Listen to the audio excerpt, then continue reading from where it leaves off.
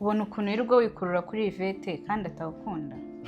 Ose nabona ukuntu wirirwa wikurura kuri Claude kandi ubona neza ko atagukeneye. Niba ari uko bimeze uzwi ikibazo gifitwe n'abantu benshi kandi batabizi. None se ni gute umuntu yahagarika kwikurura ku muntu utamukunda?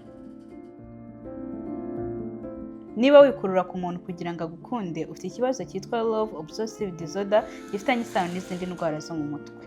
Umushakashatsi wo muri Leta Zunze Ubumwe za Amerika witwa Dorothy Tenov mu gitabo yanditse cyitwa Love and Liminence yagaragaje ko obsessive love disorder ari indwara ifitanye isano n'izindi zo mu mutwe kandi ko umuntu uyifite arangwa no kugira agahinda gakabije, kwigunga no kumva atishimiye ibintu ari gukora kubera ko abagerageza nyine kwereka umuntu ko amukunda kandi batiteguye kumukunda.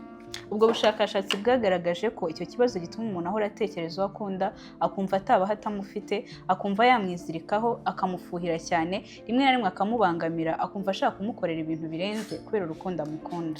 Ubushakashatsi kandi bwagaragaje ko gukunda umuntu atari ukumwibamo mu gihe batagukeneye kandi ko agaciro k'umuntu katatangwa n'undi uwo ari we wese.